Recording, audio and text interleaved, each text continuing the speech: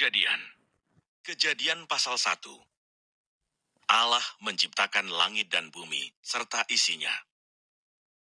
Pada mulanya Allah menciptakan langit dan bumi. Bumi belum berbentuk dan kosong.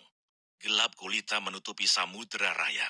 Dan roh Allah melayang-layang di atas permukaan air. Berfirmanlah Allah, jadilah terang. Lalu terang itu jadi. Allah melihat bahwa terang itu baik. Lalu dipisahkannya lah terang itu dari gelap. Dan Allah menamai terang itu siang, dan gelap itu malam. Jadilah petang, dan jadilah pagi. Itulah hari pertama. Berfirmanlah Allah, jadilah cakrawala di tengah segala air untuk memisahkan air dari air. Maka Allah menjadikan cakrawala, dan ia memisahkan air yang ada di bawah cakrawala itu dari air yang ada di atasnya. Dan jadilah demikian. Lalu Allah menamai cakrawala itu langit. Jadilah petang dan jadilah pagi. Itulah hari kedua. Berfirmanlah Allah, hendaklah segala air yang di bawah langit berkumpul pada satu tempat, sehingga kelihatan yang kering. Dan jadilah demikian. Lalu Allah menamai yang kering itu darat, dan kumpulan air itu dinamainya laut. Allah melihat bahwa semuanya itu baik. Berfirmanlah Allah, hendaklah tanah menumbuhkan tunas-tunas muda, tumbuh-tumbuhan yang berbiji, segala jenis pohon buah-buahan yang menghasilkan buah yang berbiji, supaya ada tumbuh-tumbuhan di bumi. Dan jadilah demikian. Tanah itu menumbuhkan tunas-tunas muda, segala jenis tumbuh-tumbuhan yang berbiji, dan segala jenis pohon-pohonan yang menghasilkan buah yang berbiji. Allah melihat bahwa semuanya itu baik. Jadilah petang dan jadilah pagi. Itulah hari ketiga. Berfirmanlah Allah, jadilah benda-benda penerang pada cakrawala untuk memisahkan siang dari malam. Biarlah benda-benda penerang itu menjadi tanda yang menunjukkan masa-masa yang tetap dan hari-hari dan tahun-tahun, dan sebagai penerang pada cakrawala, biarlah benda-benda itu menerangi bumi. Dan jadilah demikian. Maka Allah menjadikan kedua benda penerang yang besar itu, yakni yang lebih besar untuk menguasai siang dan yang lebih kecil untuk menguasai malam, dan menjadikan juga bintang-bintang. Allah menaruh semuanya itu di cakrawala untuk menerangi bumi, dan untuk menguasai siang dan malam, dan untuk memisahkan terang dari gelap. Allah melihat bahwa semuanya itu baik. Jadilah petang dan jadilah pagi. Itulah hari keempat. Berfirmanlah Allah, hendaklah dalam air berkeriapan makhluk yang hidup, dan hendaklah burung beterbangan di atas bumi melintasi cakrawala. Maka Allah menciptakan binatang-binatang laut yang besar dan segala jenis makhluk hidup yang bergerak, yang berkeriapan dalam air, dan segala jenis burung yang bersayap. Allah melihat bahwa semuanya itu baik. Lalu Allah memberkati semuanya itu, firman-Nya, berkembang biaklah dan bertambah banyaklah, serta penuhilah air dalam laut, dan hendaklah burung-burung di bumi bertambah banyak. Jadilah petang dan jadilah pagi. Itulah hari kelima. Berfirmanlah Allah, hendaklah bumi mengeluarkan segala jenis makhluk yang hidup, ternak dan binatang melata, dan segala jenis binatang liar. Dan jadilah demikian. Allah menjadikan segala jenis binatang liar, dan segala jenis ternak, dan segala jenis binatang melata di muka bumi. Allah melihat bahwa semuanya itu baik. Berfirmanlah Allah, baiklah kita menjadikan manusia menurut gambar dan rupa kita, supaya mereka berkuasa atas ikan-ikan di laut dan burung-burung di udara, dan atas ternak dan atas seluruh bumi, dan atas segala binatang melata yang merayap di bumi. Maka Allah menciptakan manusia itu menurut gambarnya. Menurut gambar Allah diciptakannya dia. Laki-laki dan perempuan diciptakannya mereka. Allah memberkati mereka. Lalu Allah berfirman kepada mereka, beranak cuculah dan bertambah banyak. Penuhilah bumi dan taklukkanlah itu. Berkuasalah atas ikan-ikan di laut dan burung-burung di udara, dan atas segala binatang yang merayap di bumi. Berfirmanlah Allah, lihatlah aku memberikan kepadamu segala tumbuh-tumbuhan yang berbiji di seluruh bumi, dan segala pohon-pohonan yang buahnya berbiji. Itulah akan menjadi makananmu. Tetapi kepada segala binatang di bumi dan segala burung di udara, dan segala yang merayap di bumi, yang bernyawa, kuberikan segala tumbuh-tumbuhan hijau menjadi makanannya. Dan jadilah demikian. Maka Allah melihat segala yang dijadikannya itu sungguh amat baik. Jadilah petang dan jadilah pagi. Itulah hari ke-6.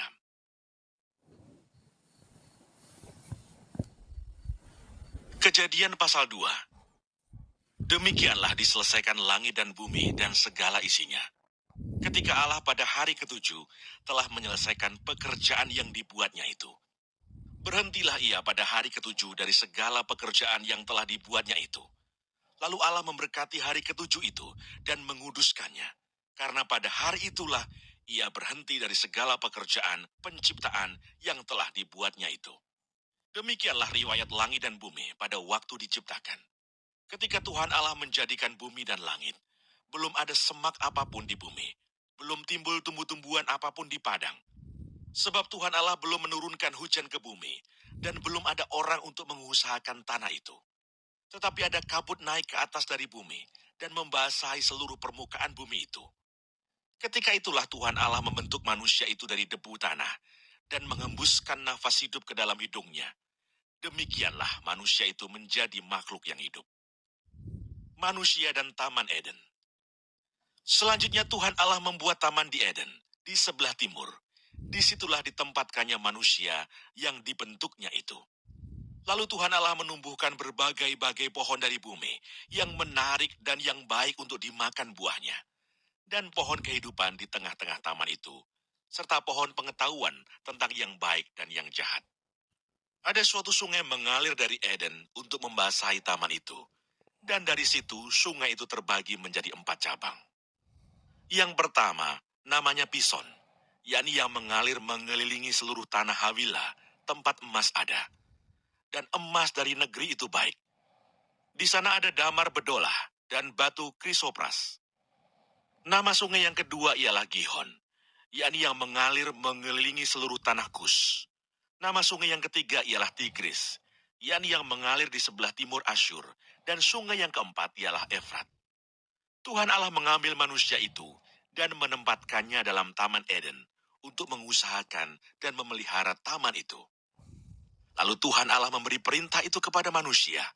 Semua pohon dalam taman ini boleh kau makan buahnya dengan bebas.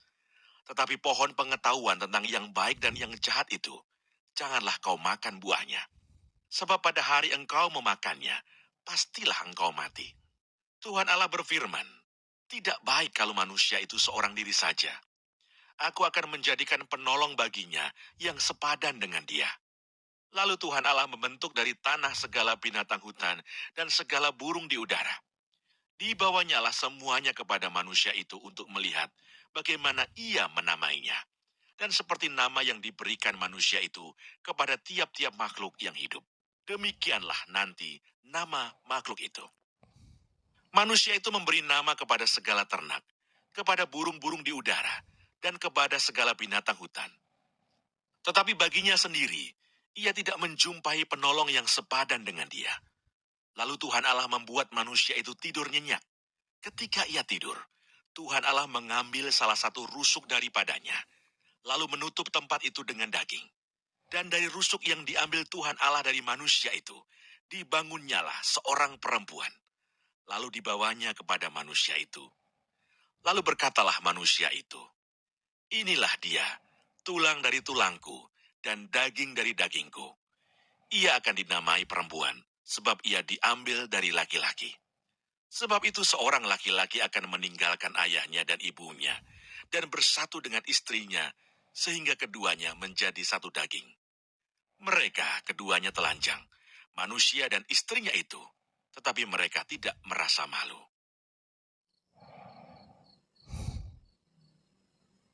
Kejadian pasal 3. Manusia jatuh ke dalam dosa. Adapun ular ialah yang paling cerdik dari segala binatang di darat yang dijadikan oleh Tuhan Allah. Ular itu berkata kepada perempuan itu, tentulah Allah berfirman, semua pohon dalam taman ini jangan kamu makan buahnya, bukan? Lalu sahut perempuan itu kepada ular itu, buah pohon-pohonan dalam taman ini boleh kami makan. Tetapi tentang buah pohon yang ada di tengah-tengah taman, Allah berfirman, jangan kamu makan ataupun raba buah itu. Nanti kamu mati. Tetapi ular itu berkata kepada perempuan itu, sekali-kali kamu tidak akan mati. Tetapi Allah mengetahui bahwa pada waktu kamu memakannya, matamu akan terbuka, dan kamu akan menjadi seperti Allah, tahu tentang yang baik dan yang jahat. Perempuan itu melihat bahwa buah pohon itu baik untuk dimakan dan sedap kelihatannya. Lagi pula pohon itu menarik hati karena memberi pengertian. Lalu ia mengambil dari buahnya dan dimakannya dan diberikannya juga kepada suaminya yang bersama-sama dengan dia. Dan suaminya pun memakannya. Maka terbukalah mata mereka berdua dan mereka tahu bahwa mereka telanjang. Lalu mereka menyemat daun pohon ara dan membuat cawat. Ketika mereka mendengar bunyi langkah Tuhan Allah yang berjalan-jalan dalam taman itu pada waktu hari sejuk, bersembunyilah manusia dan istrinya itu terhadap Tuhan Allah di antara pohon-pohonan dalam taman. Tetapi Tuhan Allah memanggil manusia itu dan berfirman kepadanya, "Di manakah engkau?" Ia menjawab, "Ketika aku mendengar bahwa engkau ada dalam taman ini, aku menjadi takut karena aku telanjang. Sebab itu aku bersembunyi." Firman-Nya, "Siapakah yang memberitahukan kepadamu bahwa engkau telanjang? Apakah engkau makan dari buah pohon yang kularang engkau makan itu?" Manusia itu menjawab, "Perempuan yang kau tempatkan di sisiku, dialah yang memberi dari buah pohon itu kepadaku, maka ku makan." Kemudian berfirmanlah Tuhan Allah kepada perempuan itu, "Apakah yang telah kau perbuat ini?" Jawab perempuan itu, "Ular itu yang memperdayakan aku, maka ku makan." Lalu berfirmanlah Tuhan Allah kepada ular itu, "Karena engkau berbuat demikian, terkutuklah engkau di antara segala ternak dan di antara segala binatang hutan. Dengan perutmu lah engkau akan menjalar, dan debu tanahlah akan kau makan seumur hidupmu. Aku akan mengadakan permusuhan antara engkau dan perempuan ini, antara keturunanmu dan keturunannya. Keturunannya akan meremukkan kepalamu, dan engkau akan meremukkan tumitnya." Firman-Nya kepada perempuan itu, "Susah payahmu waktu mengandung akan kubuat sangat banyak. Dengan kesakitan engkau akan melahirkan anakmu. Namun engkau akan berahi kepada suamimu, dan ia akan berkuasa atasmu." Lalu firman-Nya kepada manusia itu, "Karena engkau mendengarkan perkataan istrimu, dan memakan dari buah pohon yang telah kuperintahkan kepadamu, jangan makan daripadanya. Maka terkutuklah tanah karena engkau. Dengan bersusah payah, engkau akan mencari rezekimu dari tanah seumur hidupmu. Semak duri dan rumput duri yang akan dihasilkannya bagimu, dan tumbuh-tumbuhan di padang akan menjadi makananmu. Dengan berpeluh engkau akan mencari makananmu, sampai engkau kembali lagi menjadi tanah. Karena dari situlah engkau diambil, sebab engkau debu, dan engkau akan kembali menjadi debu." Manusia itu memberi nama Hawa kepada istrinya, sebab dialah yang menjadi ibu semua yang hidup. Dan Tuhan Allah membuat pakaian dari kulit binatang untuk manusia dan untuk istrinya itu, lalu mengenakannya kepada mereka. Berfirmanlah Tuhan Allah, "Sesungguhnya manusia itu telah menjadi seperti salah satu dari kita, tahu tentang yang baik dan yang jahat. Maka sekarang jangan sampai ia mengulurkan tangannya dan mengambil pula dari buah pohon kehidupan itu dan memakannya, sehingga ia hidup untuk selama-lamanya." Lalu Tuhan Allah mengusir dia dari Taman Eden, supaya ia mengusahakan tanah dari mana ia diambil. Ia menghalau manusia itu, dan di sebelah timur Taman Eden ditempatkannya lah beberapa kerub dengan pedang yang bernyala-nyala dan menyambar-nyambar untuk menjaga jalan ke pohon kehidupan.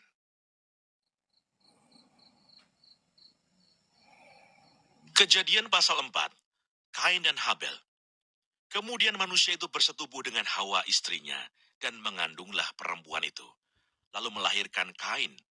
Maka kata perempuan itu, "Aku telah mendapat seorang anak laki-laki dengan pertolongan Tuhan." Selanjutnya dilahirkannya lah Habel, adik Kain, dan Habel menjadi gembala kambing domba. Kain menjadi petani. Setelah beberapa waktu lamanya, maka Kain mempersembahkan sebagian dari hasil tanah itu kepada Tuhan sebagai korban persembahan. Habel juga mempersembahkan korban persembahan dari anak sulung kambing dombanya, yakni lemak-lemaknya. Maka Tuhan mengindahkan Habel dan korban persembahannya itu. Tetapi Kain dan korban persembahannya tidak diindahkannya. Lalu hati Kain menjadi sangat panas, dan mukanya muram. Firman Tuhan kepada Kain, "Mengapa hatimu panas dan mukamu muram? Apakah mukamu tidak akan berseri jika engkau berbuat baik? Tetapi jika engkau tidak berbuat baik, dosa sudah mengintip di depan pintu. Ia sangat menggoda engkau, tetapi engkau harus berkuasa atasnya." Kata Kain kepada Habil adiknya, "Marilah kita pergi ke padang." Ketika mereka ada di padang, tiba-tiba Kain memukul Habil adiknya itu, lalu membunuh dia. Firman Tuhan kepada Kain, "Di mana Habil, adikmu itu?" Jawabnya, "Aku tidak tahu. Apakah aku penjaga adikku?" Firman-Nya, "Apakah yang telah kau perbuat ini? Darah adikmu itu berteriak kepadaku dari tanah. Maka sekarang, terkutuklah engkau, terbuang jauh dari tanah yang mengangakan mulutnya untuk menerima darah adikmu itu dari tanganmu. Apabila engkau mengusahakan tanah itu, maka tanah itu tidak akan memberikan hasil sepenuhnya lagi kepadamu. Engkau menjadi seorang pelarian dan pengembara di bumi." Kata Kain kepada Tuhan, "Hukumanku itu lebih besar daripada yang dapat kutanggung. Engkau menghalau aku sekarang dari tanah ini, dan aku akan tersembunyi dari hadapanmu, seorang pelarian dan pengembara di bumi. Maka barang siapa yang akan bertemu dengan aku, tentulah akan membunuh aku." Firman Tuhan kepadanya, "Sekali-kali tidak. Barang siapa yang membunuh Kain, akan dibalaskan kepadanya 7 kali lipat." Kemudian Tuhan menaruh tanda pada Kain, supaya ia jangan dibunuh oleh barang siapapun yang bertemu dengan dia. Lalu Kain pergi dari hadapan Tuhan, dan ia menetap di tanah Nod, di sebelah timur Eden. Keturunan Kain, Set dan Enos. Kain bersetubuh dengan istrinya, dan mengandunglah perempuan itu. Lalu melahirkan Henoh. Kemudian Kain mendirikan suatu kota, dan dinamainya kota itu Henoh, menurut nama anaknya. Bagi Henoh, lahirlah Irad. Dan Irad itu memperanakkan Mehuyael, dan Mehuyael memperanakkan Metusael, dan Metusael memperanakkan Lameh. Lameh mengambil istri 2 orang, yang satu namanya Ada, yang lain Sila.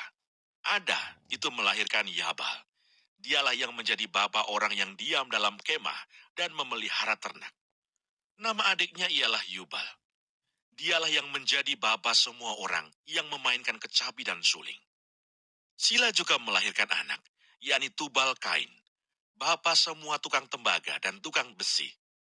Adik perempuan Tubal Kain ialah Naamah.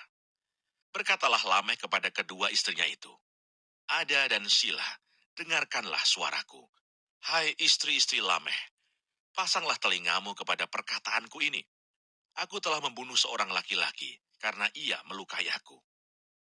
Membunuh seorang muda karena ia memukul aku sampai bengkak. Sebab jika Kain harus dibalaskan 7 kali lipat, maka Lameh 77 kali lipat." Adam bersetubuh pula dengan istrinya. Lalu perempuan itu melahirkan seorang anak laki-laki dan menamainya Set. Sebab katanya, "Allah telah mengaruniakan kepadaku anak yang lain sebagai ganti Habel, sebab Kain telah membunuhnya." Lahirlah seorang anak laki-laki bagi Set juga, dan anak itu dinamainya Enos. Waktu itulah orang mulai memanggil nama Tuhan.